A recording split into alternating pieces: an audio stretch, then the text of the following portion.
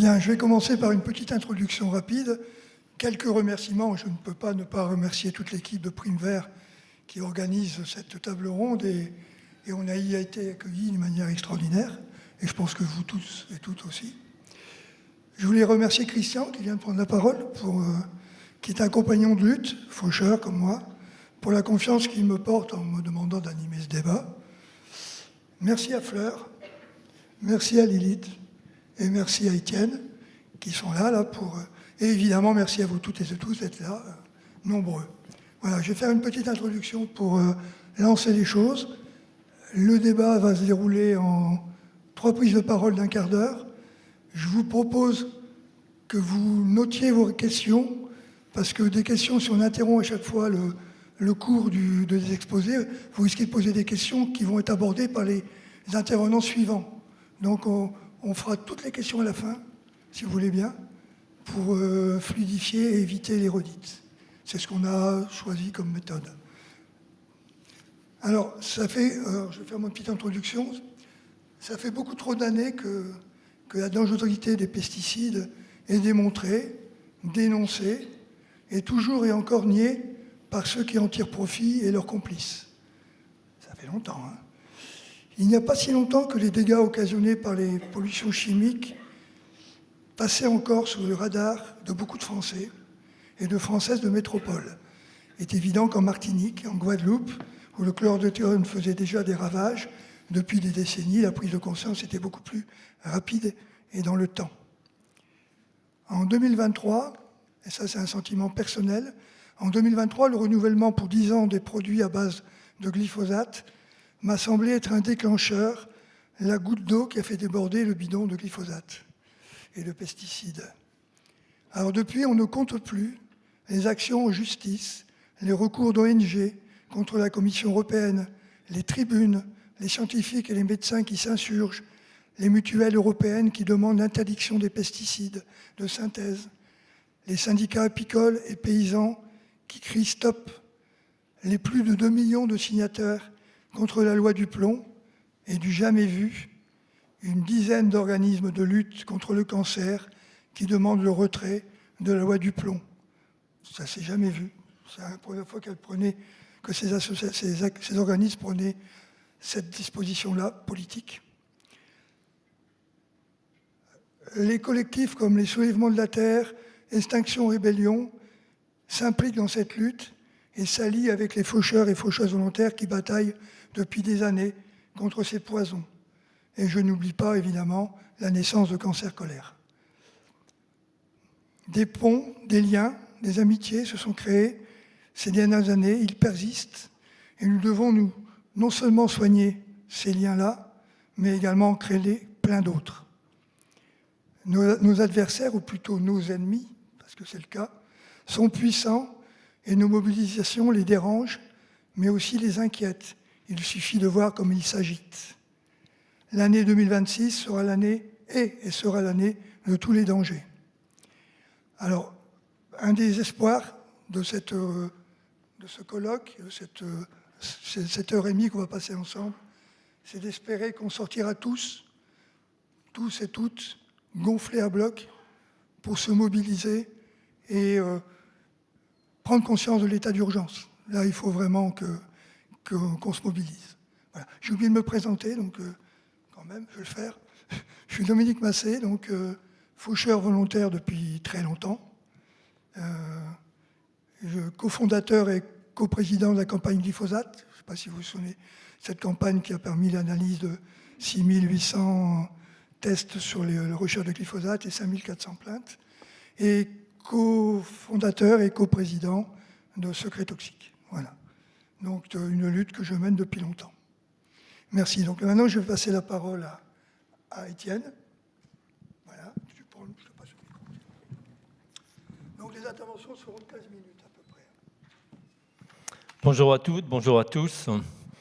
Je m'appelle Étienne Heulin, je suis apprenti paysan retraité ou apprenti retraité paysan.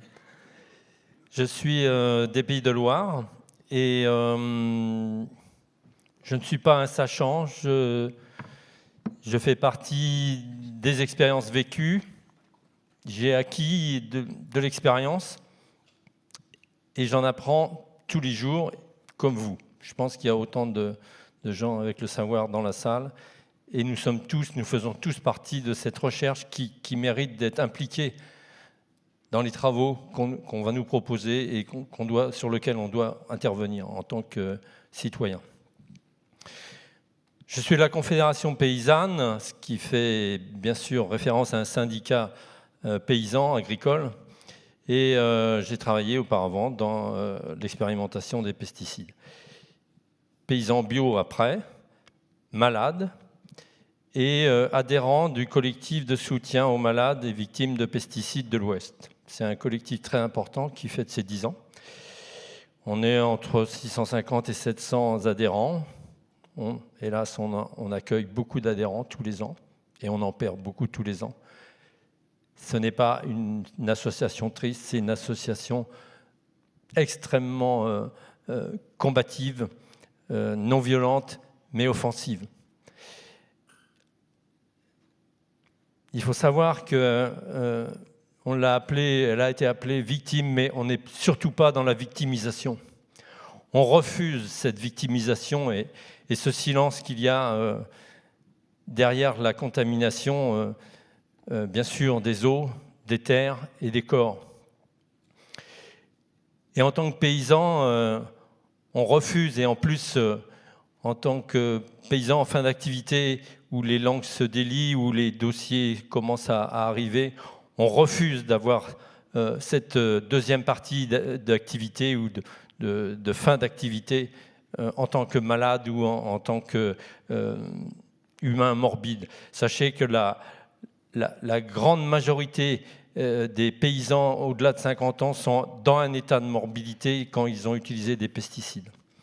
Cette notion est complètement invisibilisée par les organismes de protection sociale. Je ne dis pas qu'ils ne font pas leur boulot, je dis que la gouvernance et la fatalité qui existe en milieu rural pousse à cette invisibilisation. Je vais vous parler, donc je suis le porte-parole du collectif, je suis un peu le porte-parole des paysans, je fais partie de la commission pesticides de la Conf. On travaille depuis longtemps sur cette question, on propose une alternative à cette agriculture, et cette alternative, c'est l'agriculture paysanne. Elle peut être biologique, mais l'agriculture biologique est un cahier des charges. Elle ne dit pas tout au niveau social de l'exercice du métier de paysan. Donc c'est important de retenir que dans un projet d'agriculture ou d'une transition agricole, il y a cette question, bien sûr, de l'affranchissement des travailleurs aux méthodes et aux intrants, et puis il y a la mise en place d'un projet social. Ça, c'est très important à comprendre, et c'est un fil conducteur, je pense, qui nous rejoint, et c'est la richesse qui fait qu'aujourd'hui, cette approche pluridisciplinaire nous permet d'avancer, va nous permettre d'avancer. Néanmoins, on voit que c'est le temps long qui va s'imposer à nous. On est conscient de la force qu'il y a en face de nous. Ce ne sont pas des forces qu'il faut négliger.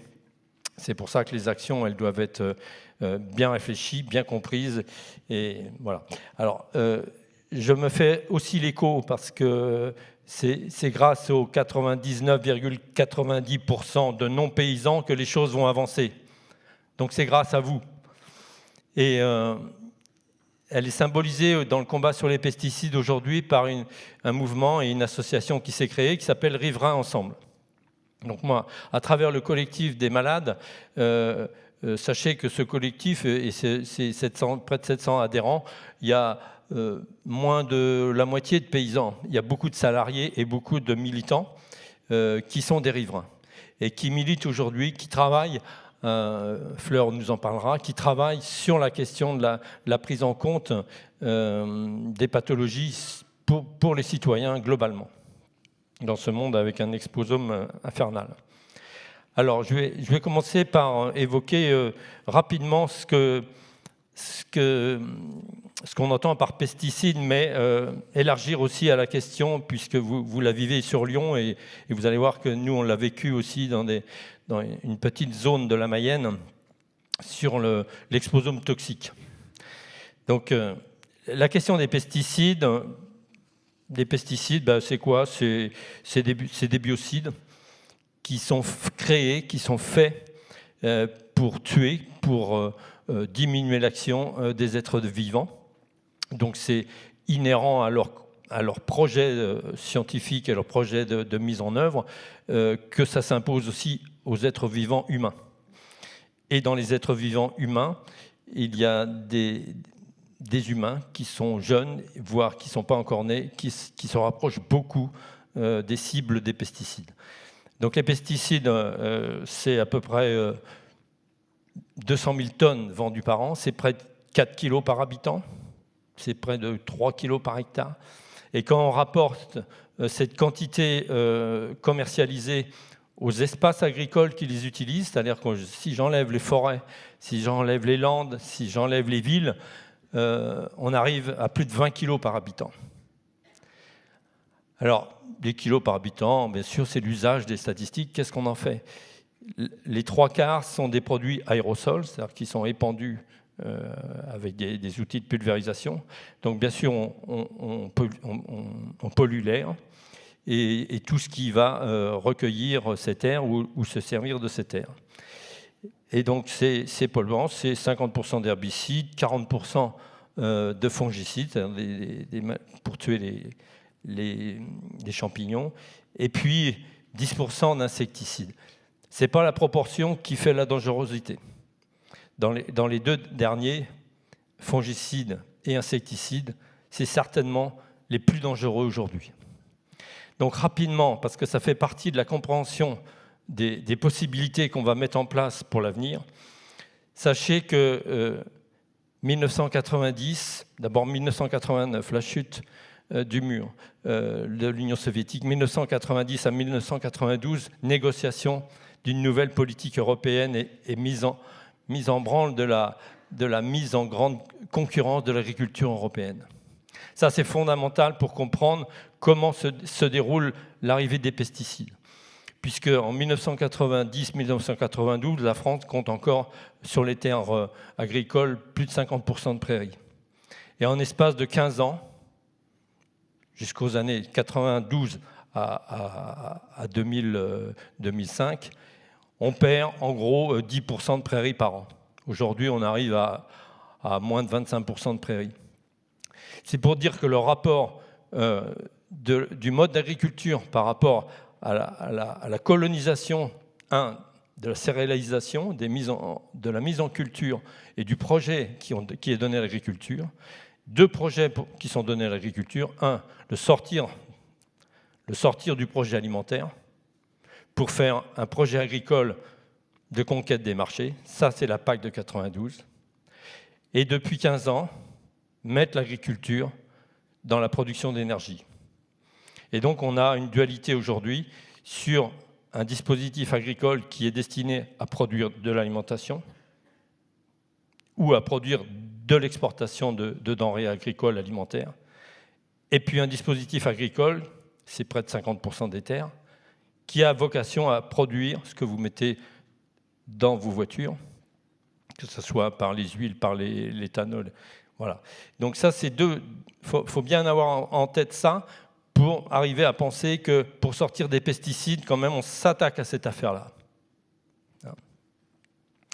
Alors évidemment, tout ça coûte très cher à la société, puisque moi je siège à une commission des maladies professionnelles en agriculture, et sur les maladies professionnelles, on a un lien, ça y est, il est prouvé depuis plus de 15 ans entre exposition aux pesticides et maladies.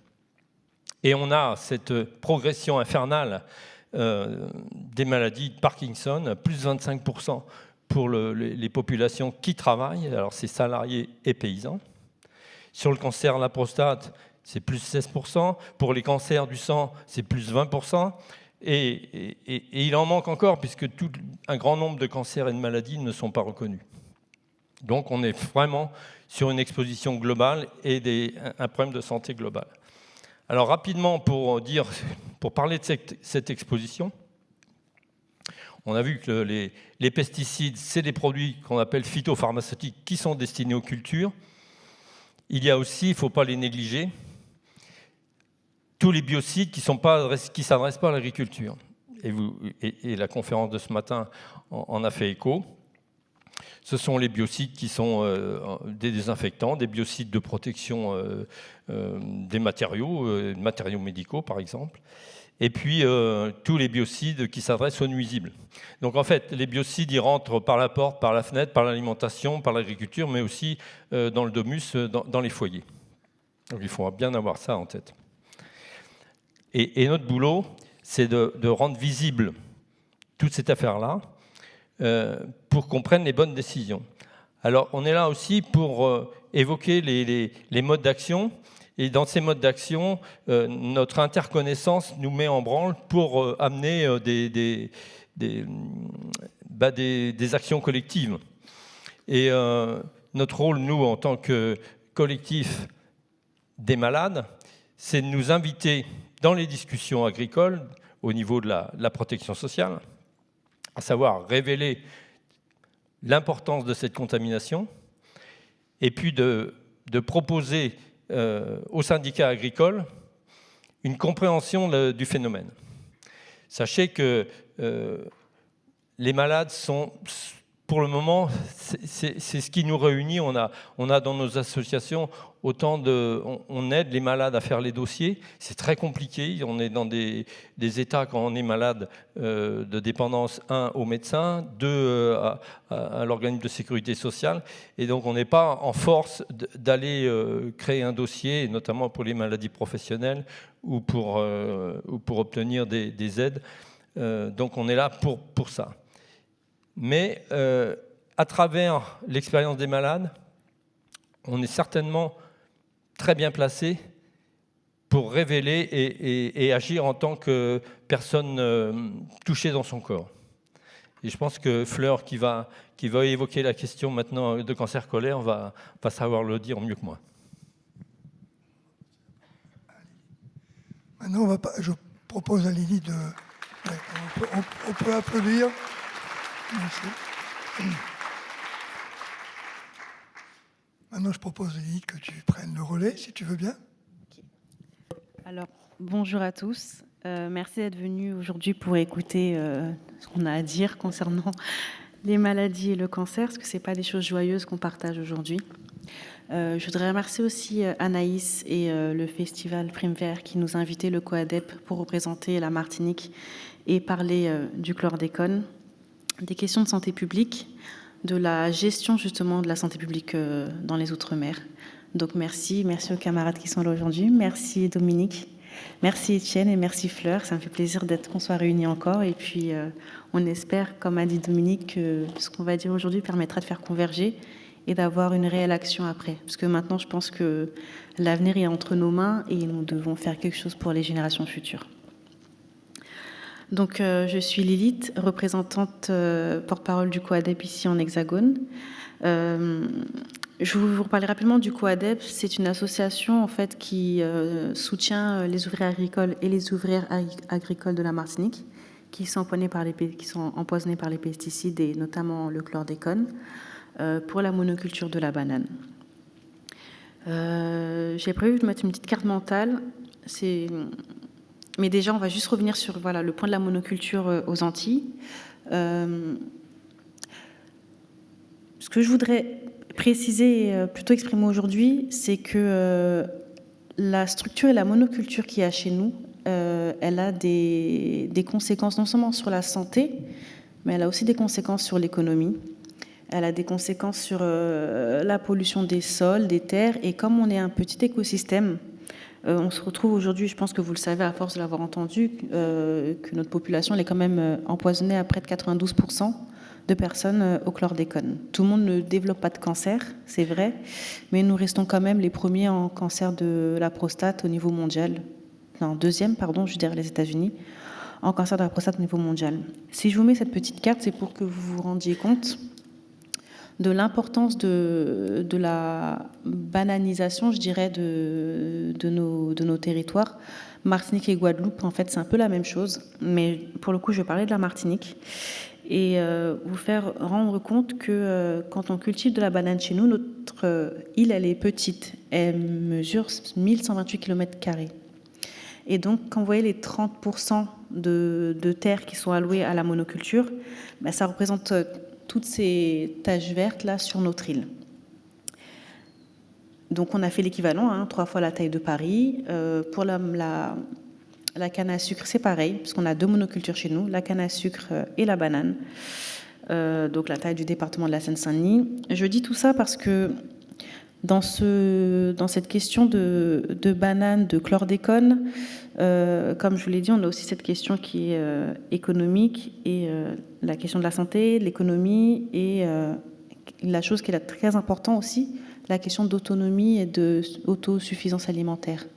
Et quand on a des structures telles quelles, on ne peut pas développer tout ça.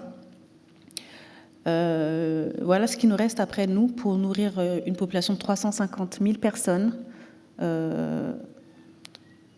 C'est minime par rapport à la monoculture de bananes et de canne à sucre. Et donc, en fait, c'est un peu le serpent qui se mord la queue chez nous. Et pour que ce soit beaucoup plus clair, voilà. Cette carte-là, elle en dit beaucoup sur ce que la banane crée chez nous.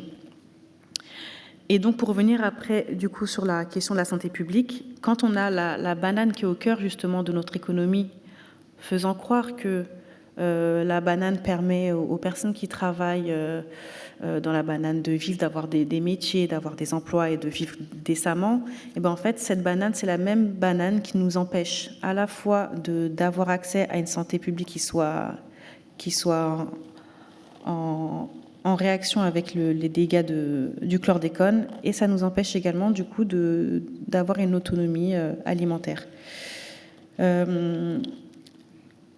Il y a aussi un réel conflit dans la production de savoir en santé publique, notamment sur le cas du chlordécone, puisque jusqu'à présent, on est encore en train de chercher le lien de corrélation entre le chlordécone, l'exposition au chlordécone et le cancer de la prostate. Et le problème, c'est qu'on ne fait pas confiance justement aux épidémiologies populaires et aux gens qui travaillent sur le terrain. Et le COADEP, c'est ce qu'il fait. Il met en place des enquêtes d'épidémiologie populaire auprès des ouvriers agricoles, mais auprès aussi de l'ensemble des Martiniquais. Et ce qu'a révélé leur enquête, c'est que sur 1500 dossiers et 1500 cas traités, on s'est rendu compte, en faisant le dépouillage de nos données, que seules 4 personnes n'étaient pas concernées et touchées par le chlordécone, sur 1500 dossiers. Pourquoi cette enquête d'épidémiologie populaire est importante chez nous ? C'est parce que les ouvriers, les ouvrières et le COADEP sont sur le terrain, connaissent justement les pathologies qui découlent du chlordécone et que l'État a énormément de mal à faire face à cette question. Reste sur des questions qui sont déjà connues, donc la prostate et le chlordécone, nous le savons déjà, mais beaucoup de femmes sont touchées par le chlordécone, et qu'elles aient été ouvrières ou pas, elles sont touchées. On a énormément de cas de cancer du sein. Je notais tout à l'heure ce que j'avais pas en tête les chiffres, mais l'ARS, la Martinique, déclare qu'il y a quand même 1583 nouveaux cas de cancer par an en Martinique et 730 décès sur une île qui est aussi petite avec une population réduite.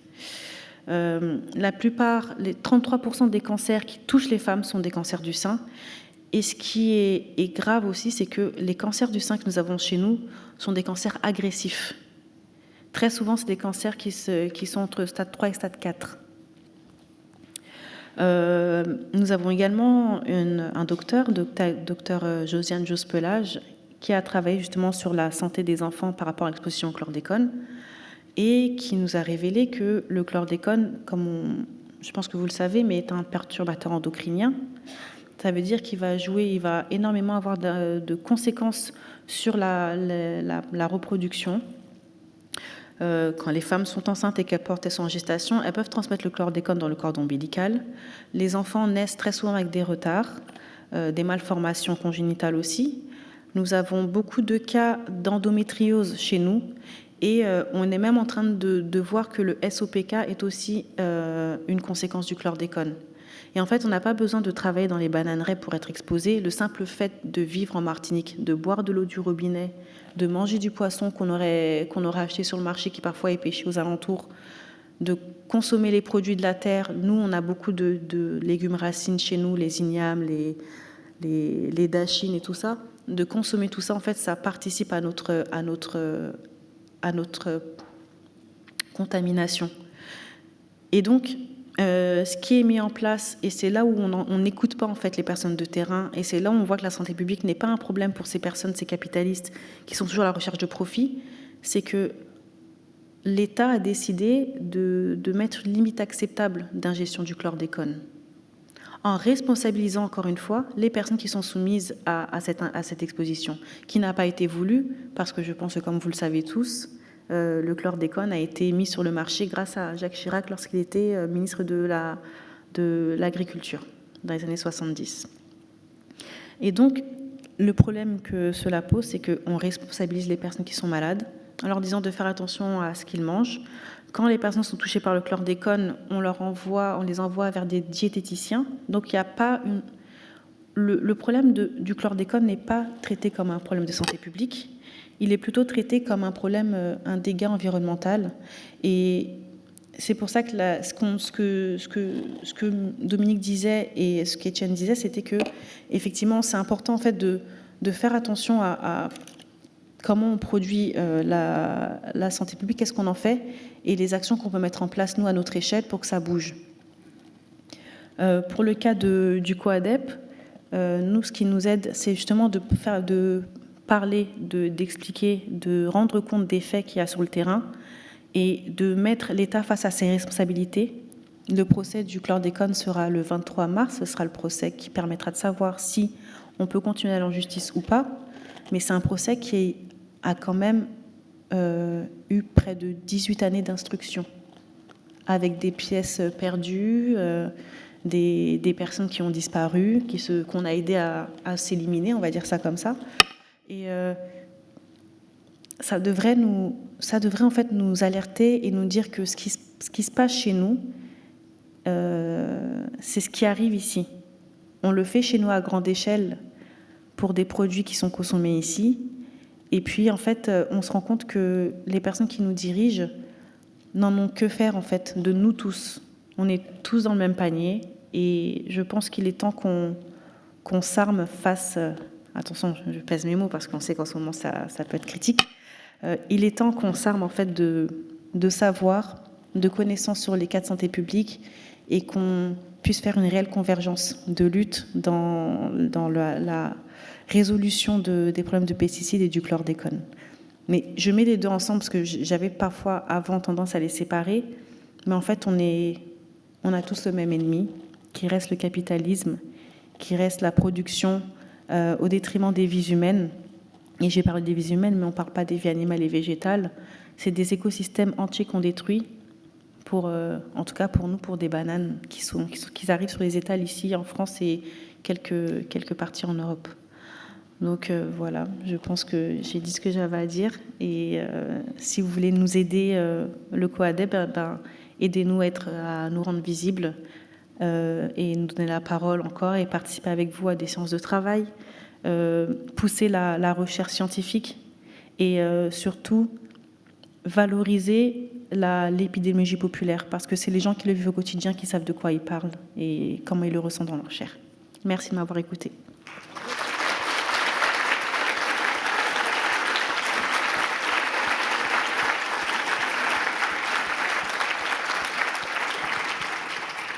Bonjour, je suis Fleur Breteau, je suis la porte-parole du collectif Cancer Colère. Je suis très heureuse d'être là aujourd'hui avec Dominique, Étienne et Lilith. Je remercie Prime Vert, Anaïs, Christian. Et je suis hyper fière qu'on soit là aujourd'hui pendant qu'il y a 2000 néo-nazis qui défilent. Nous, on est là pour la vie. Et c'est un geste politique d'être ici dans cette salle aujourd'hui. C'est important, ça compte. Chaque siège compte. Il ne faut pas l'oublier. Dans ces moments qui sont sombres, il ne faut pas oublier, nous, ici, on est pour la vie. Et il ne faut pas qu'on lâche. C'est difficile, mais on est face à des adversaires féroces et ils ne lâcheront pas leurs intérêts facilement. Il faudra leur arracher la victoire. Et aujourd'hui, c'en est une qu'on soit ici ensemble. Alors, le constat du cancer en France, il a un peu éclaté l'année dernière. J'étais en chimiothérapie et je découvre que le nombre de malades du cancer a doublé depuis 1990, alors que la consommation de tabac et d'alcool a baissé d'au moins 25% dans le même temps. Et que j'apprends qu'à peu près une personne sur deux a des causes de cancer non identifiées. Donc on appelle ça les cancers évitables. Moi je découvre ça, je dis bah oui, donc qui s'en charge en fait d'éviter? Visiblement personne. Donc quand on est en chimio pour un deuxième cancer en 3 ans, j'ai pas pris cette information avec le sourire. Par ailleurs, il y a 6 cancers qui sont en nette progression chez les 15 à 39 ans. Les chiffres sur les cancers pédiatriques sont sous-estimés. Il y a 2500 enfants qui tombent malades chaque année, 500 enfants, soit 20 classes, en meurent. On ne sait pas, ces chiffres ne sont pas mis à jour puisqu'il n'y a que 19 départements qui remplissent le registre national du cancer de l'enfant. Les services d'oncologie pédiatrique sont blindés dans toute la France. Et ça fait 10 ans que le personnel soignant en oncologie pédiatrique, ce n'est pas moi qui le dis, ce sont les collectifs de parents d'enfants malades, disent que le personnel soignant est effaré depuis 10 ans. La France est championne du monde du cancer du sein alors qu'on n'est pas très bon en dépistage. Donc si on dépistait vraiment, ce serait encore pire. Donc je ne sais pas ce qu'il y a encore mieux que champion du monde. Il y a peut-être sur-champion du monde. Donc ce sont des records qui ne sont pas vraiment très glorieux pour une France qui est 7e mondiale en consommation de pesticides pour une 39e en surface agricole. Donc je rejoins ce que disait Étienne tout à l'heure, on a peut-être une surconsommation. Enfin, on va enlever le peut-être. On a clairement un problème d'inégalité d'accès aux soins. Et la Ligue contre le cancer a publié un manifeste en février 2025 sur les observations d'inégalités absolument criantes sur l'accès aux soins et ce qui se passe aux Antilles et dans d'autres départements d'outre-mer, c'est un scandale sanitaire et politique. Et par ailleurs, 87% du territoire hexagonal est en désert médical, sachant que pour un cancer, un médecin généraliste qu'on peut voir facilement est un des facteurs de survie essentiels. C'est la science qui le dit. Donc, il y a également, donc on est sur un récit dominant du cancer qui dit que le cancer est une épidémie. Et par ailleurs, on comprend qu'il y a une partie, donc la moitié des cancers qui sont évitables. Et ce mot évitable, c'est pour ne pas dire le mot cause environnementale. Parce que les mots cause environnementale, ça veut dire remettre en cause les décisions et les choix politiques du gouvernement et des autorités sanitaires. Donc ça fait depuis 1990 qu'ils ont abandonné 50% des malades du cancer à leur sort. Il y a un récit dominant sur les pesticides qui est terrible.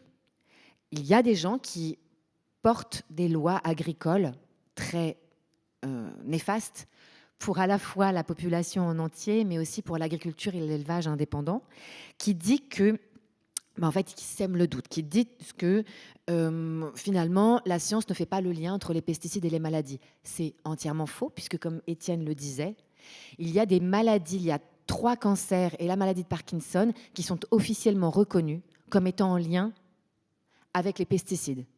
Donc quand la ministre de l'Agriculture, quand Arnaud Rousseau, quand Laurent Duplon, quand toutes ces personnes-là qui représentent les industriels de l'agriculture contre l'agriculture indépendante, contre la population, ces gens-là disent, comme Marine Le Pen d'ailleurs, qui ose dire, et tant d'autres, que la science ne fait pas le lien entre les pesticides et la maladie, c'est la négation même du fonds d'indemnisation aux victimes des pesticides, qui est une agence gouvernementale. Donc c'est complètement dingue.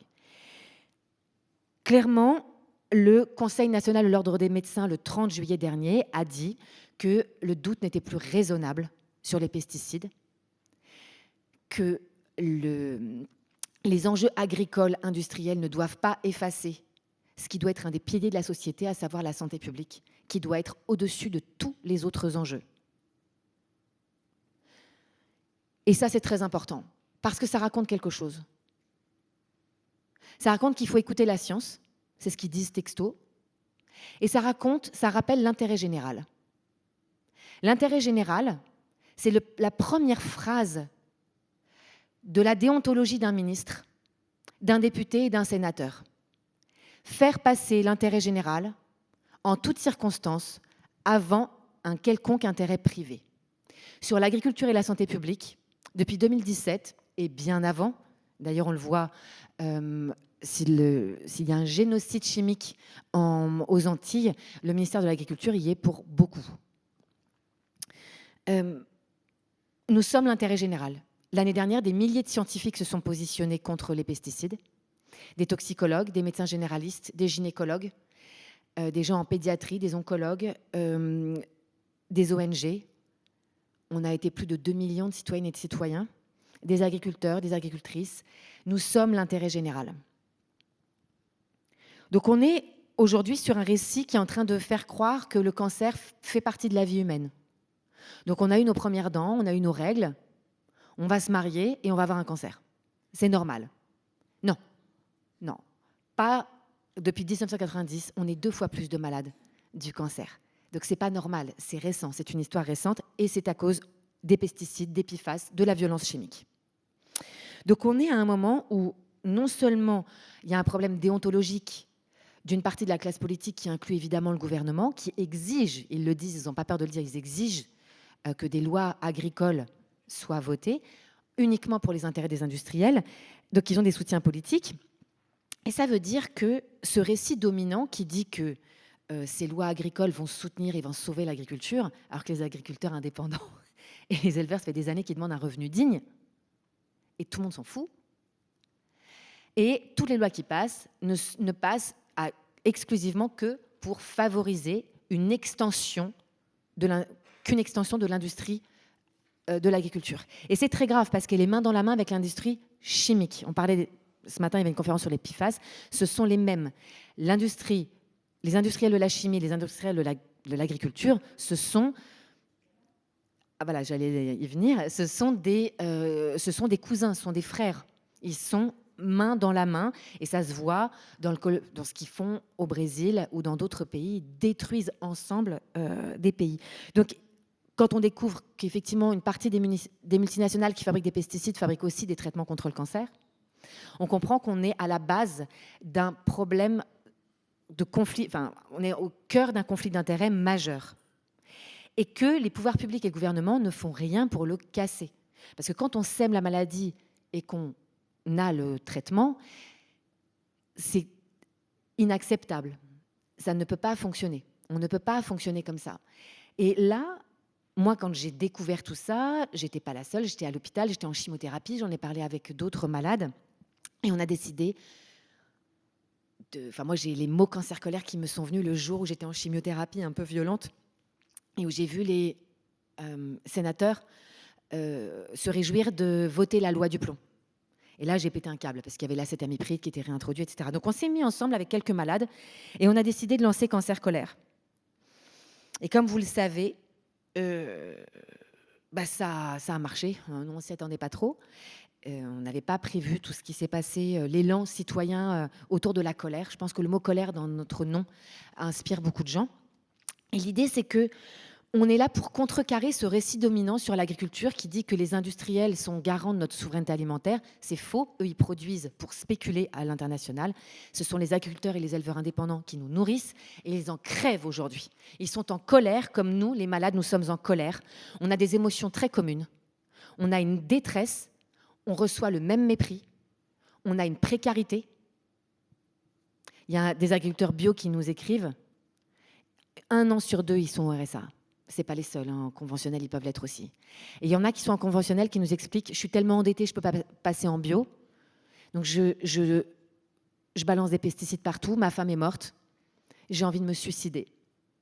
C'est le suicide ou les pesticides. On fait quoi? Nous, on veut dire on annule leurs dettes. Au lieu de donner, il y a 18 milliards d'euros de coûts cachés des pesticides, c'est le financement des industriels de l'agriculture. C'est eux qui raflent toutes les subventions publiques, hein, enfin une très grosse partie. La dépollution de l'eau, la décontamination des sols, le coût en maladie pour la sécurité sociale, ça représente au minimum 18 milliards d'euros par an. Nous, on veut que cet argent, il aille directement aux agriculteurs et aux éleveurs indépendants. Et on arrête de subventionner les industriels qui nous empoisonnent et qui en plus gagnent de l'argent sur nos corps malades. C'est terminé ça. Donc nous, on est là aujourd'hui pour le dire, c'est fini. Donc, on en arrive à une conclusion, c'est que finalement, quand on parle d'alimentation, quand on parle d'eau, quand on parle de santé publique, c'est l'intérêt général. Et qu'est-ce que c'est l'intérêt général? C'est qu'on met de côté nos opinions politiques et qu'on se dit, bah ouais, moi je vote pas pareil que mon voisin, mais on boit la même eau du robinet ou en bouteille, et on boit les mêmes poisons, on mange les mêmes poisons. Donc en fait, il faut que j'aille voir mon voisin pour lui dire, écoute gars, là, on s'apprécie pas trop, mais qu'est-ce qu'on peut faire? C'est ça en fait, ce qu'on doit faire aujourd'hui. Et on doit s'informer. Donc Cancer Colère, nous, on a plusieurs moyens d'action, mais qui sont tous dans l'idée d'un rapport de force, puisqu'on a compris, le gouvernement et les industriels ne veulent pas nous écouter. Il y a trop, pour eux, à perdre, à transformer le modèle agricole et à écouter les citoyens, les citoyennes. Donc la première chose, c'est ce que vous disiez tous jusqu'à présent, c'est l'éducation populaire, s'informer. Il y a un tel niveau de désinformation, une transformation du langage, que maintenant, souveraineté alimentaire, ça veut dire industriel de l'agriculture. Tout est déformé. On a besoin de s'éduquer les uns les autres, de partager de l'info. Sur le site cancercolère.org, il y a des tracts que vous pouvez imprimer et que vous pouvez mettre dans les boîtes aux lettres des gens. Vous pouvez laisser au boulot, à l'école, dans des cabinets médicaux, que vous pouvez afficher à la mairie, etc. Avec des informations sur le lien entre pesticides et maladies. Et il y en a d'autres. On est en train de bosser sur des arguments politiques sur les pesticides. Il y a aussi aller à la rencontre des gens. C'est-à-dire que quand on donne un tract, c'est ce qu'on fait à Cancer Colère, quand on donne un tract à son voisin, à des collègues, à des gens de la famille, ça inclut une discussion. Et le temps de la discussion, ce n'est pas le temps de la réflexion. Donc on discute, on s'informe. Au début, il y a des gens qui vont être sceptiques, qui vont dire « Ah, c'est pas possible » ou qui vont froncer des sourcils. Mais après, ils vont réfléchir. Puis tout est sourcé, hein. Ce sont des chiffres fiables, toutes les sources sont marquées, on a triple vérifié tout. Et après, ces personnes, on n'est pas à l'abri qu'elles informent d'autres personnes autour. Et ça, c'est très, très important aujourd'hui parce que, évidemment, le pouvoir d'action citoyen, il passe par l'information. La deuxième chose, c'est les actions, c'est-à-dire dans l'idée du rapport de force, c'est-à-dire que nous, il y a certaines et certains d'entre nous qui vont aussi se lever à 4 heures du matin avec des agriculteurs et des éleveurs indépendants et on va aller bloquer le périphérique. Où on va aller avec les faucheurs, faucheuses volontaires, les soulèvements de la terre, le collectif en soutien des victimes des pesticides de l'Ouest, la Confédération paysanne, et on va aller bloquer l'usine BASF qui fabrique des pesticides en toute illégalité pour les expédier en toute illégalité au Brésil et en Indonésie. Donc on a plein de niveaux d'action. On fait de l'enquête dans nos groupes, donc on enquête sur plein de sujets. Et on a des méthodes, on développe des méthodologies. Donc, c'est hyper important. Et qu'est-ce qui se passe dans ce processus? C'est qu'on unit nos colères. C'est que notre colère, on ne la garde pas, elle ne nous ronge pas. Parce qu'on les met sur la table, ça devient un paquet de colère incroyable et on se met en mouvement. On décide de ce qu'on va faire de cette colère. On avance, on se met en mouvement ensemble. On décide ensemble de ce qu'on va faire, de sur quoi on va bosser, où est-ce qu'on va se rassembler, qu'est-ce qu'on va faire ensemble, en se faisant du bien, en rigolant. Donc ça peut aller de la chorale à un blocage de sites industriels, d'aller tracter sur un marché, à faire des interviews dans les médias. Et ce qui est très important, c'est que la santé publique, c'est un sérum de vérité pour les partis politiques. Ça démasque des fausses politiques populaires. Et c'est un sérum de vérité sur la politique d'extrême droite et des droites qui font semblant de s'occuper de nous, mais qui en fait votent à 100% en soutien pour les pesticides et à 100% pour les industriels contre l'agriculture indépendante. Donc la santé publique, c'est un levier très puissant, très politique, transpartisan. Personne ne va tomber malade, peu importe pour qui on vote. Personne ne voudra tomber malade pour un industriel. Et c'est un moyen de lutter contre l'extrême droite, contre des politiques de droite qui nous oppressent. Donc c'est très puissant, ça nous porte et on est de plus en plus nombreux. Et vous n'avez pas besoin forcément de nous rejoindre. Vous pouvez nous filer 2 balles. On a aussi une cagnotte. Vous pouvez soutenir le COADEP. On a besoin de fric. On a besoin que vous puisiez dans nos ressources et que vous parliez de nous autour de vous. Et chacun peut faire son rôle. Vous n'avez pas forcément besoin de nous rejoindre. Et un jour, quand on aura besoin de vous, pour rejoindre les agriculteurs et faire que notre colère soit unie, eh ben on vous fera coucou et on espère que vous serez avec nous dans la rue, sur des blocages, devant les ministères, devant les préfectures. Parce que c'est une lutte qu'on peut gagner. C'est très important. Merci.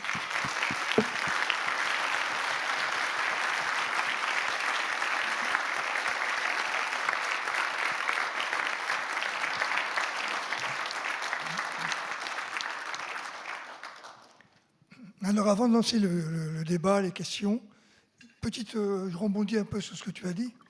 Hein, par expérience, la lutte, c'est thérapeutique. Ça fait du bien. Ça évite de rentrer dans une colère rentrée, comme tu disais, mais aussi dans les déceptions, dans la frustration. La lutte, c'est la lutte à plusieurs. C'est thérapeutique.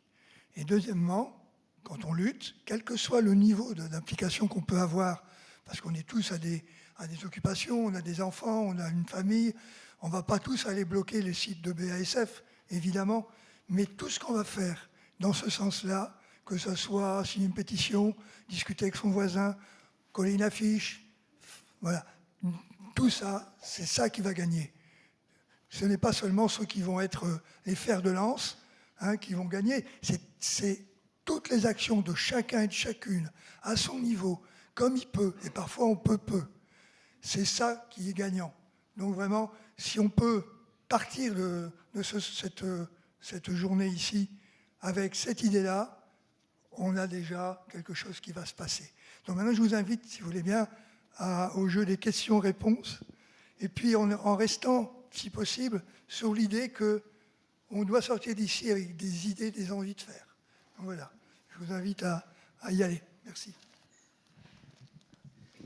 Merci beaucoup pour vos témoignages que je compléterai volontiers par 2 petites remarques. Je travaille avec le collectif Antilles, avec Josiane Pelage, sur la problématique des... Je suis à l'ANSES, et à l'ANSES, le directeur de l'ANSES avait dit « il n'y a pas de problème avec le chlordécone ». On y revient un petit peu, mais avec tellement de difficultés qu'il ne faut pas hésiter à continuer notre débat, notre combat, que comme dit notre ami, depuis longtemps on le mène, et qu'on persévère. Et ce qu'il y a, c'est qu'il faut vraiment que la population se rende compte à quel point on est dans le mensonge, dans la manipulation d'informations. Les réseaux sociaux y participent beaucoup. Et pour compléter la conférence précédente qui était sur les PFAS, il faut savoir que quand même, on a mis des PFAS avec les pesticides pour renforcer leur capacité à pouvoir être permanents. Mais vraiment, quelles bonnes idées de nos industriels. Merci.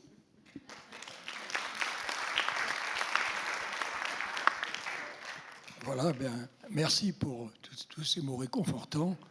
Alors, la question, bon, moi je faisais partie d'une association, je suis aussi fait partie de Génération Future, mais ce qui nous manque, c'est quelque chose qui fédère cette question-là que vous portez sur les pesticides et sur l'empoisonnement généralisé de notre pays. À qui s'adresser? On est fractionné en morceaux. Et voilà, et on a besoin justement de quelque chose d'un peu plus grand qui peut fédérer tout ce à quoi on peut participer, quoi. On pourrait participer. Enfin, ça nous donnera un espace pour rejoindre cette lutte-là. J'ai une petite réponse directe. Il y a énormément d'associations partout qui travaillent là-dessus.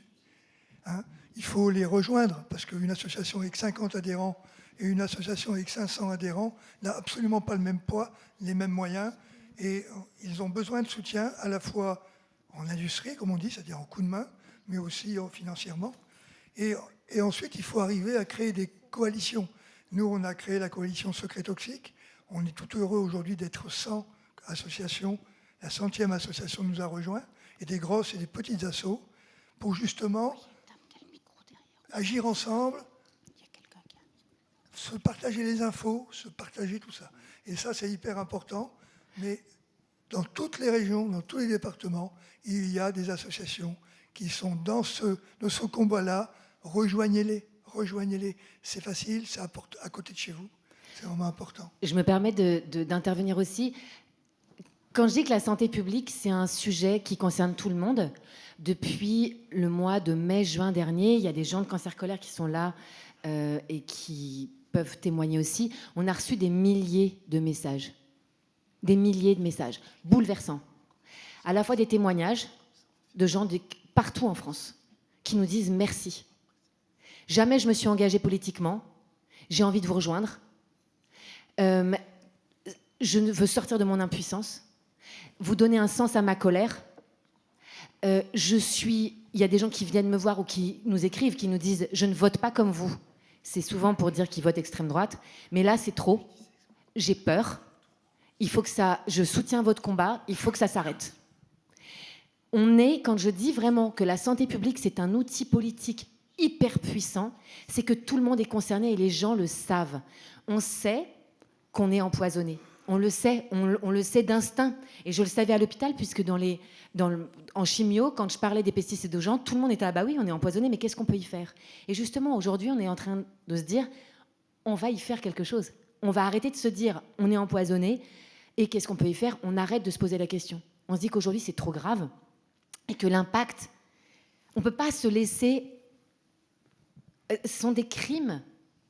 C'est criminel. Donc l'idée, c'est que la santé publique, ça englobe les pesticides, ça englobe l'espoir, ça englobe l'idée aussi un imaginaire où on se dit on va avoir un monde, un avenir sans maladie. C'est tout ça, quoi. C'est qu'est-ce qui nous porte, qu'est-ce qui nous réunit et comment défendre quelque chose de commun.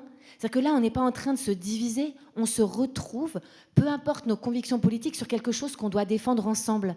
Donc la santé publique, vraiment, quand on interpelle des politiques, il y en a qui ont la trouille au ventre qu'on leur demande pourquoi ils votent tout le temps pour les pesticides. Ils ont peur de s'afficher là-dessus. Et on va les démasquer. Et on va faire tomber ce système-là. Mais on a besoin d'aide. On ne peut pas attendre que ce soit les malades en agriculture ou qui sortent de chimiothérapie qui fassent changer le système. On a besoin d'un coup de main. Donc il y a plein de choses à faire. Mais la santé publique, c'est un levier très puissant et nous, on peut être témoins de ça. Je ne sais pas si ça répond à votre question.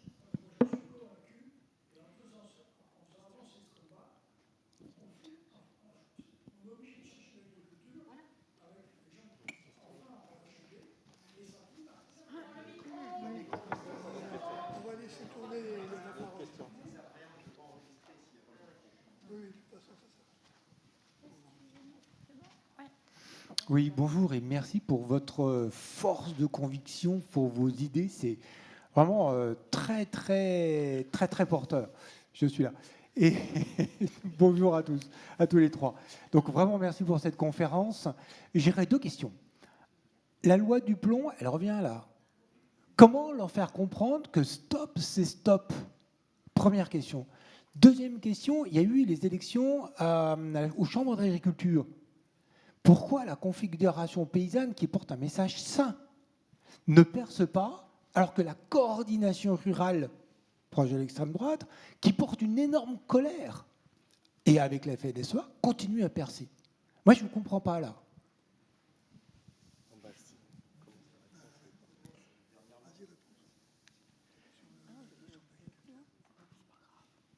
Alors, vous évoquez la loi du plomb. On a un relais quand même à travers un vote d'une loi, c'est nos parlementaires. Et donc ça rejoint la question de monsieur. Comment on s'organise? Qu'est-ce qu'on fait? Est-ce qu'on a peur parce qu'on est isolé? Moi, je vais vous prendre l'exemple du sol. Un bon sol, c'est un sol qui a des agrégats. Ce n'est pas gros, des agrégats. C'est des éléments cohérents qui se mettent ensemble. Et ces agrégats, ils peuvent faire quelque chose de très complexe et de très fort qui s'appelle le sol vivant. Et à l'occasion des municipales, à l'occasion du vote de la loi du plomb, n'hésitez pas à créer votre agrégat dans votre quartier, dans votre commune. Alors à Lyon, à Paris, à Marseille ou dans les grandes métropoles, ça paraît facile. On se retrouve. C'est pas si facile dans un quartier de le faire, mais c'est possible. C'est pas moins difficile que dans un village. Et dans les villages, c'est riche d'initiatives, les villages. Mais parfois, quand on est minoritaire, effectivement. Mais jouons l'agrégat. Retenez l'image. Il n'y a pas besoin d'être beaucoup, mais faire un agrégat de 3, 4 personnes et d'interpeller son parlementaire. Il faut comprendre les questions. On isole les questions. On fait de la loi du plomb une loi agricole. Ce n'est pas une loi agricole, c'est une anti-loi sociale. Donc, citoyens, tous citoyens, faisons des agrégats pour interpeller ces parlementaires. Et vous leur dites, vous avez la connaissance comme nous, vous leur dites ce qui est en jeu. Et je terminerai par la question des chambres d'agriculture. Effectivement, la Confédération paysanne, c'est normal. Elle s'est créée en opposition avec un syndicat et un projet agricole dominant. Donc, on a été par essence minoritaire, vu la sociologie de l'adhésion paysanne à un syndicat, à un mouvement confessionnel, etc. Donc, il y a eu un moment de rupture. La coordination rurale, après, dans les années 90, s'est créée aussi néanmoins dans un aspect positif de lutte d'une lutte aussi sur la FNSEA, mais plus sur les décideurs. La collusion gouvernement et système agricole. Aujourd'hui, c'est autre chose. C'est un symptôme de mal-être. C'est quelque chose qui agrège tous les mal-être. Et c'est une forme d'adhésion à une France rurale silencieuse qui veut dire quelque chose. Il y a une partie de la coordination rurale aujourd'hui on a fait des manifs là sur la dermatose. On a réuni un certain nombre de paysans de tous bords d'ailleurs. Ça, c'est positif. Mais effectivement, il y a une instrumentalisation politique par certains paysans conservateurs, néofascistes, qui s'agrègent à un mouvement plus facho. Mais la coordination rurale, elle est vraiment... c'est impossible à définir comme syndicat. Voilà. Je vais juste ajouter une petite chose. Nous, on reçoit beaucoup de témoignages et on a des antennes locales on en a combien ? On a 20. On a 25 antennes locales en France. Il y en a qui éclosent tous les jours, toutes les semaines. Et dans le Poitou, ils ont commencé. Il y a des agriculteurs de la coordination rurale qui sont allés les voir après une prise de parole des gens de Cancer Colère en disant. Et donc pareil en Normandie avec des agriculteurs de la FNSEA et qui ont dit à Cancer Colère, on pensait que vous alliez nous trucider. On est d'accord avec votre projet politique. Est-ce qu'on peut bosser ensemble ? Est-ce qu'on peut revenir vous voir ? Est-ce qu'on peut... Alors, je veux dire, c'est inimaginable. On ne pensait pas qu'au bout de 5 mois d'existence, on en arriverait à ça. Alors, ce sont des signaux faibles, très positifs, et ce n'est pas une généralité. Ce que je veux dire, c'est que quand tout à coup, on a un projet politique fort et qui est populaire, c'est-à-dire qui concerne tout le monde, c'est-à-dire que ça vient des malades, mais ça résonne auprès des agriculteurs parce qu'on dit en fait vous êtes importants, vous n'êtes pas des industriels, mais on a besoin de vous et il faut qu'on annule vos dettes, il faut qu'on vous redonne vos moyens de production, il faut que vous sortiez des pesticides à coups de milliards, il faut qu'on vous aide avec la science publique. D'un coup, ils ont des yeux comme ça parce qu'ils pensaient qu'on allait les conspuer. Et si les malades et les agriculteurs se mettent ensemble, mais c'est du jamais vu, quoi. Et c'est ce qu'on est en train d'essayer d'accomplir. Ça ne marchera pas partout, ça va pas se faire en 3 mois, mais il se passe quelque chose. Et c'est aussi pour ça que je suis là aujourd'hui. C'est pour vous dire qu'il y a plein de fragilités. Et comme tu dis, Étienne, la coordination rurale, c'est multiple. Mais il y a des gens qui sont là parce qu'ils sont dans un tel niveau de détresse qu'ils ne savent plus comment l'exprimer. Et il y a des alliances de terrain qui étaient inimaginables et qui sont en train de prendre forme. Et ça nous donne beaucoup d'espoir.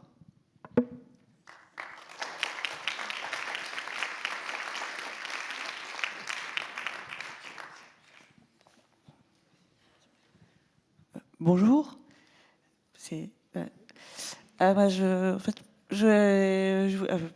je voulais parler aussi des questions d'argent, parce que moi je trouve que c'est très intéressant de voir que c'est nous qui payons les impôts, enfin c'est les 90%, parce que eux en haut, et il y en a 13 000 millionnaires qui payent pas, enfin c'est eux qui gèrent le budget, enfin c'est eux qui sont à la tête de l'État, mais c'est nos sous, et c'est les subventions à l'agriculture industrielle, c'est nos sous.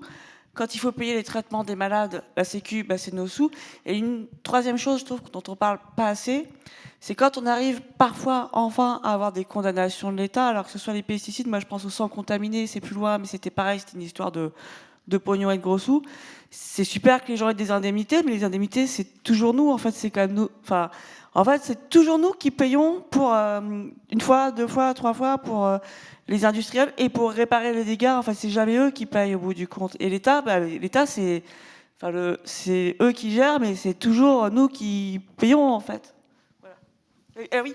Et juste un petit truc pour rappeler qu'il y a une nouvelle pétition, non, c'est non, parce qu'on peut re-signer pour rappeler que la loi du plomb qui est en train de repasser, il y a une nouvelle pétition qui a 300 000 signatures, là, je crois, pour en remettre une couche qui est sortie. Voilà. Juste un petit mot sur la pétition. Sur le stand des faucheurs, il y a un ordinateur et vous pouvez signer cette pétition.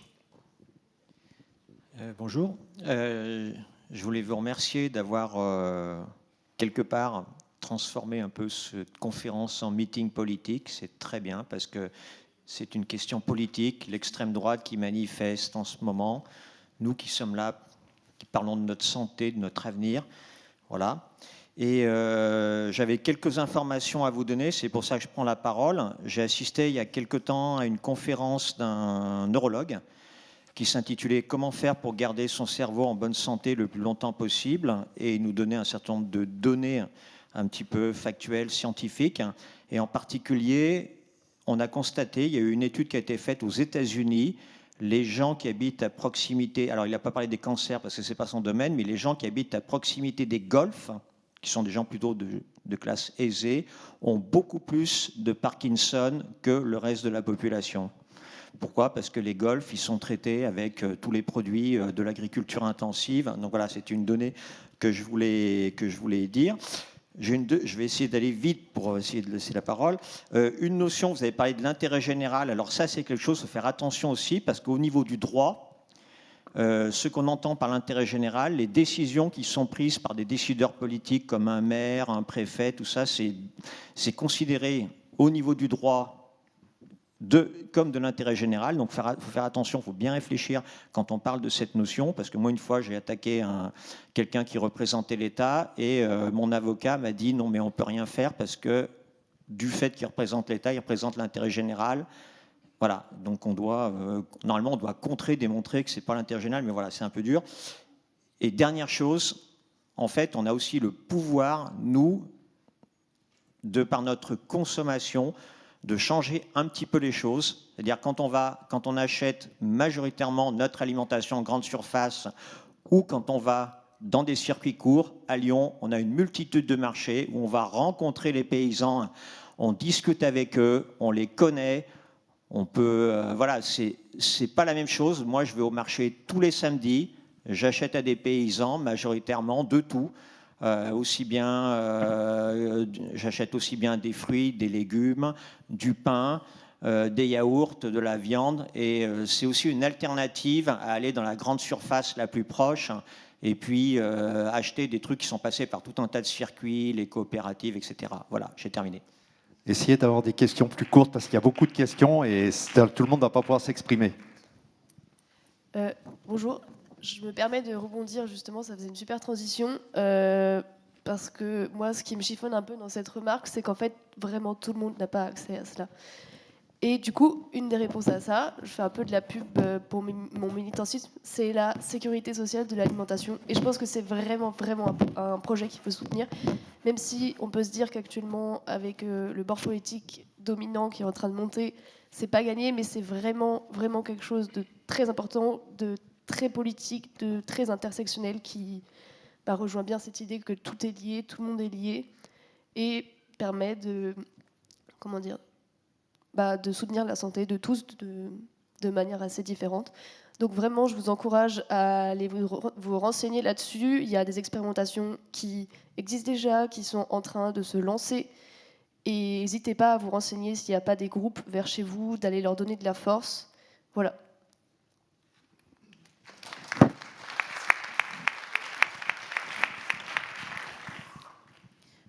Je voudrais rebondir sur ce que vous avez proposé par rapport à la sécurité alimentaire, la sécurité sociale alimentaire, c'est ça? Alors, j'ai déjà entendu parler de cette initiative, mais le problème, c'est que nous, comment on l'applique, nous, dans les Outre-mer? Puisque, comme vous avez vu sur la carte, on n'a pas énormément de... Enfin, 3,8% des terres pour une diversification vivrière et maraîchère, c'est pas assez. Donc, est-ce que... J'ai l'impression qu'on est un peu hors de la République quand on entend c'est des bonnes solutions, c'est vrai, mais comment nous on pourrait l'appliquer? Je vous pose la question parce que du coup, c'est bien, mais ça ne nous inclut pas. Et on ne prend pas du coup en considération, parce qu'il y a eu plein d'échanges depuis tout à l'heure. Je sais que peut-être que ça ne vous passionne pas le sujet du chlordécone, je ne sais pas. Mais on est toujours en dehors en fait, des débats quand il s'agit de trouver des solutions. Et nous, le problème, comme je vous ai dit, c'est la monoculture, quoi. Et qui est prêt à vraiment monter au créneau pour qu'on revalorise la distribution du POSEI, ou bien déjà ne serait-ce que boycotter la banane de Guadeloupe et Martinique, parce qu'en fait, vous participez à l'exploitation des populations immigrées haïtiennes qui souffrent déjà de leurs conditions de vie et de travail dans les Outre-mer. Donc, voilà. Est-ce que dans les solutions que vous apportez, on peut trouver des solutions ensemble et pas nous d'un côté et puis la France hexagonale de l'autre? Merci beaucoup.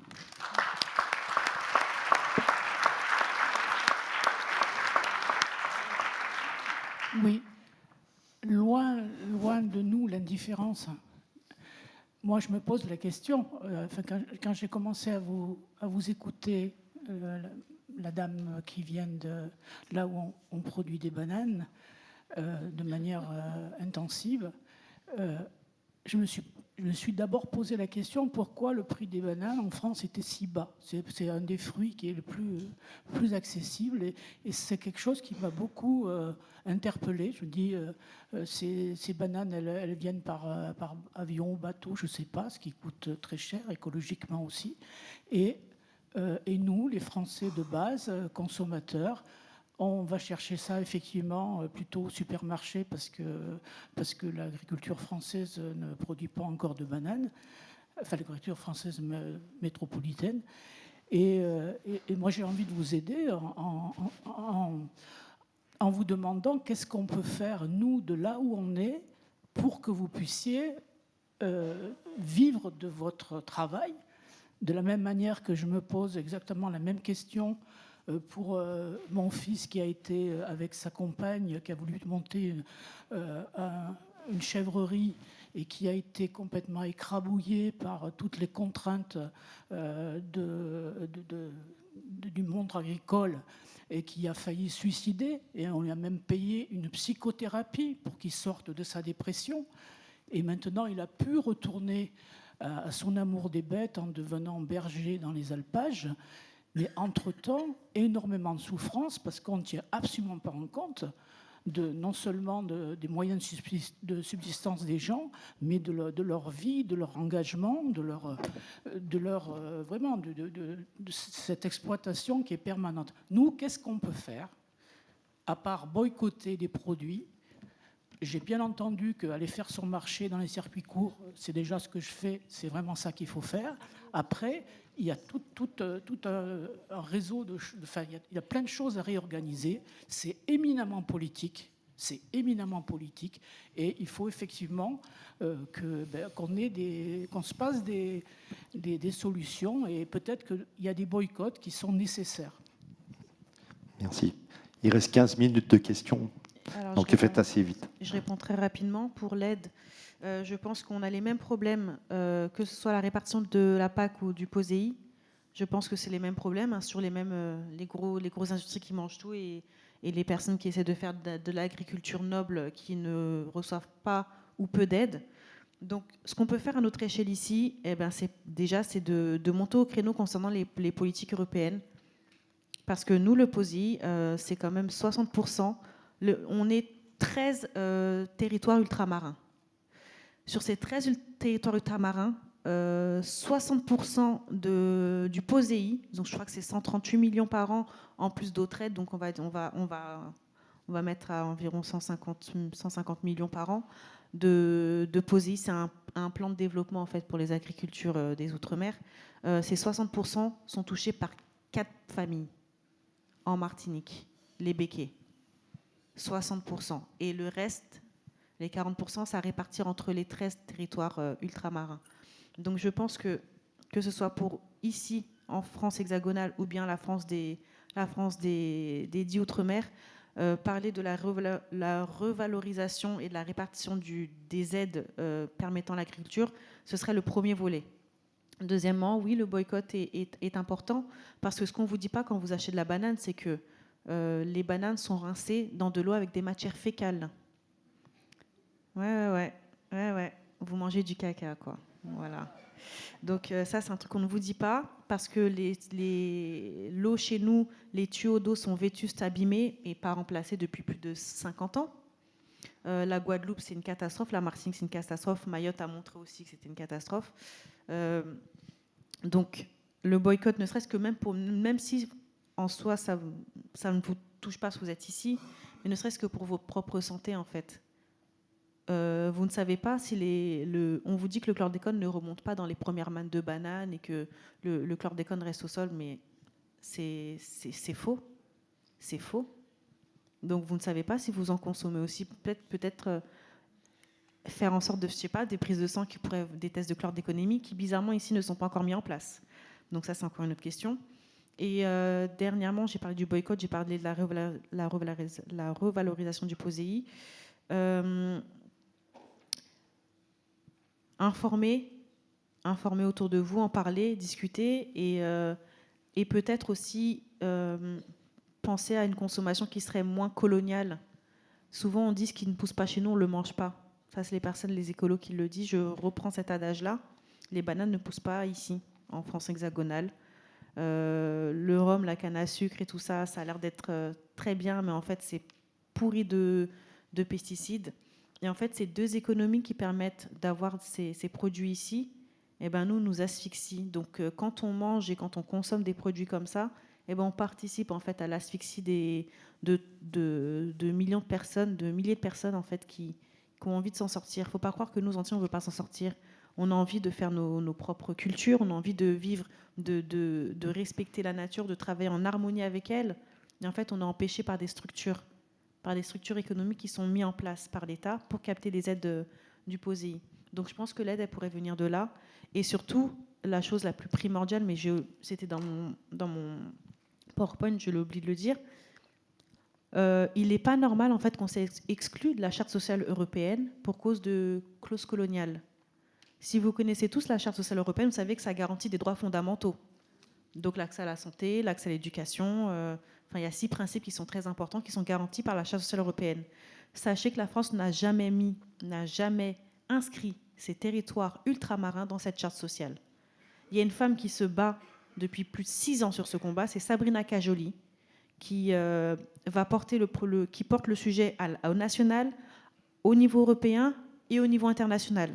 La France a été retoquée plusieurs fois par l'ONU par rapport à ces manquements et de la disparité des droits qui sont, qu'on soit de France hexagonale ou des Outre-mer, il y a une grande différence. Cette femme-là, elle fait un travail formidable et je tiens à la saluer aujourd'hui parce qu'elle est toute seule sur ce combat. Elle le porte depuis plus de 6 ans, comme je vous ai dit. Elle a été menacée plusieurs fois, elle a eu beaucoup de problèmes. Son association s'appelle Kimbered for French West Indies. Et justement, elle travaille à ce que nous soyons inscrits dans cette charte sociale qui nous permettrait, et je pense que cette charte sociale, une fois qu'elle est appliquée dans les territoires, parce qu'en fait, il suffit juste que le président fasse un courrier. Ça nous a été dit depuis 2024-2025 que ça serait fait. On est en 2026, il n'y a toujours rien. Si cette charte sociale nous ratifie, on pourra aller vraiment porter plainte contre l'État par rapport à la violence qui nous impose là-bas dans les territoires ultramarins. Il y a une telle violence, je pense qu'il faut qu'on s'en rende compte. On n'est pas juste des personnes énervées. La vie chère, c'est une conséquence des monocultures. La santé publique, l'accès à la santé, le fait qu'on doit venir se faire soigner ici en Hexagone alors qu'on pourrait rester chez nous, c'est une conséquence. Le traitement des personnes entre elles là-bas, c'est une conséquence aussi de tout ce qui se passe. Donc, si vous voulez nous aider, je pense que ce serait à vous imposer, vous aussi, parce que c'est fait. Je reprends les mots de mon camarade et après je vais clore. Mais tout ce qui est fait là chez nous, dans le territoire, c'est fait en votre nom. Il ne faut pas l'oublier. Ce n'est pas pour vous incriminer, mais vraiment pour le dire.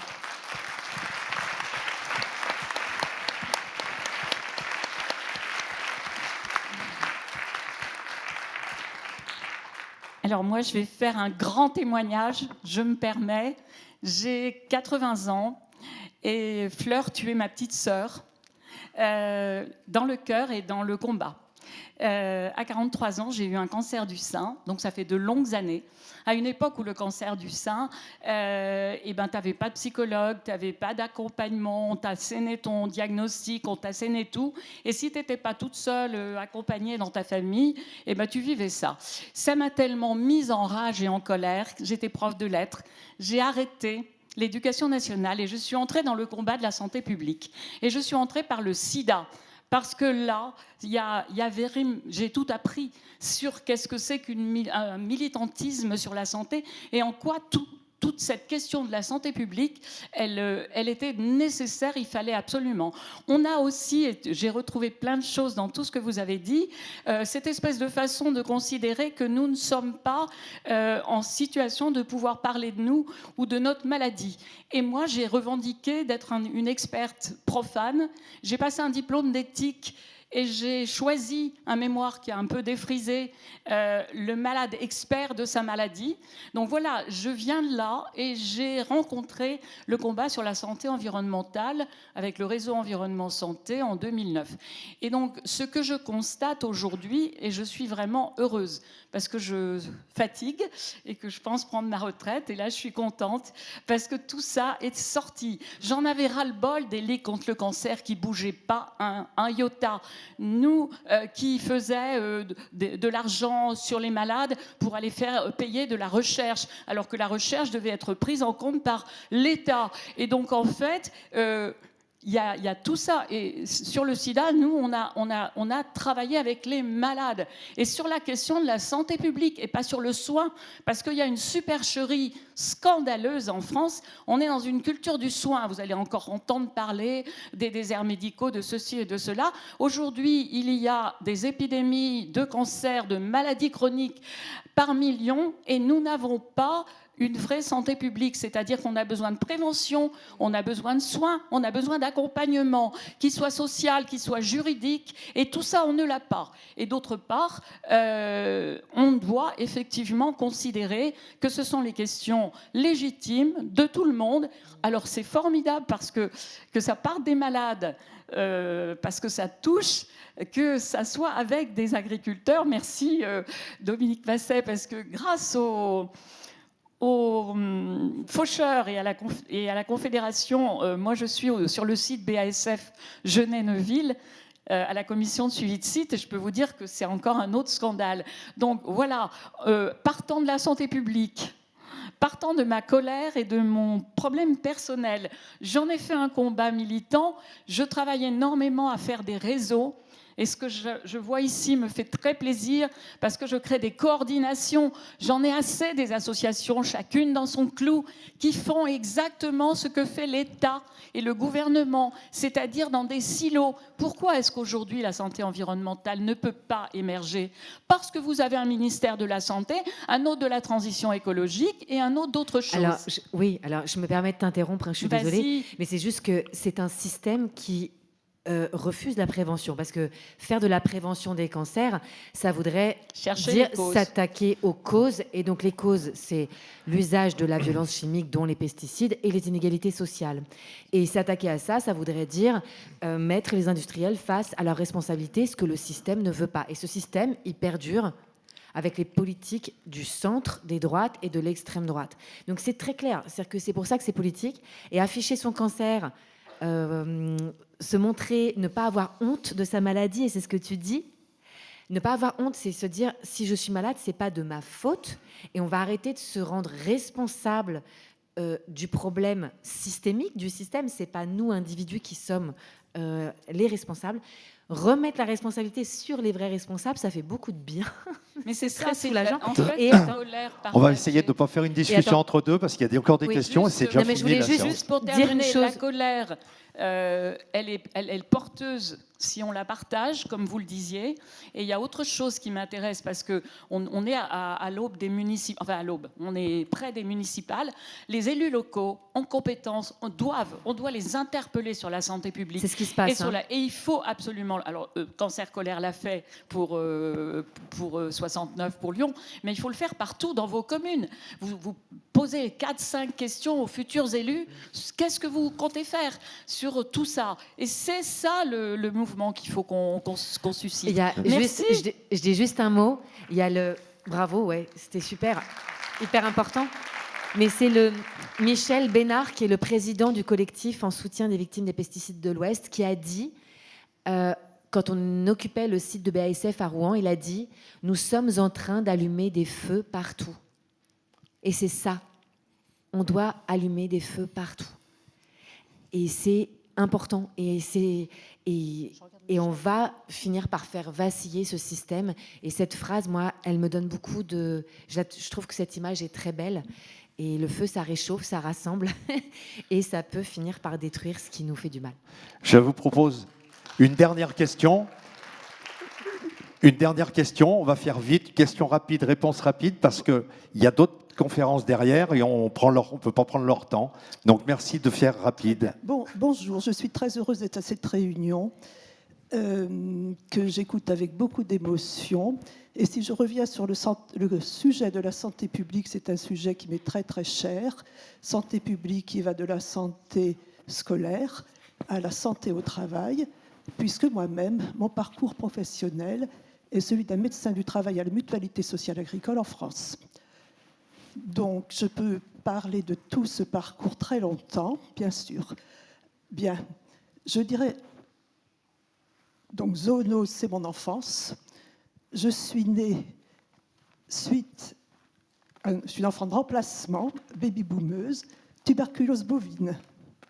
Beaucoup de décès. Nous avons oublié tout ça. Ma thèse en médecine, je l'ai faite sur l'utilisation des antibiotiques en élevage. Je l'ai soutenue en 1972. Donc j'avais déjà le sentiment de la médecine environnementale. Les pesticides sont arrivés à moi, et c'était à peu près vers 82, quand Groupama, un conseiller commercial, me dit « Docteur, est-ce que vous ne pourriez pas nous parler des pesticides ?» C'est en arboriculture fruitière dans la vallée du Rhône. Donc je ne vous raconterai pas toute ma vie, mais je vous dirai comment j'ai travaillé là-dessus. Alors je me suis servi à cette époque de la monographie du cirque. Vous connaissez le cirque, le Centre international de recherche du cancer. Pour moi, ça a été vraiment... Je ne sais pas quelles sont vos relations avec, ça m'intéresserait de le savoir maintenant. Mais c'est un outil formidable où tout est classé. Toutes les substances, où tous les métiers sont classés au point de vue cancérogénicité, mutagénicité, tératogénicité, tout ça. Voilà. Alors, écoutez, que vous dire, j'ai continué, puisque j'ai arboriculture fruitière, enfin, je suis vraiment obligé de t'interrompre. Non, je suis vraiment obligé parce que je vous propose de continuer à l'extérieur. Il y a des personnes qui avaient demandé, le monsieur en rouge est déçu, il n'a pas pu poser sa question, il y a plein de personnes et je suis vraiment désolé que ça prend trop de temps, ces questions. Faire des témoignages, c'est bien, mais les questions, c'est bien. Tout le monde est un peu frustré de ne pas avoir pu s'exprimer. Je suis désolé pour ceux qui... Voilà, vraiment désolé. Bon, je vous remercie de cette conférence, mais je suis obligé de lever le... Merci Lilith, merci à vous quatre.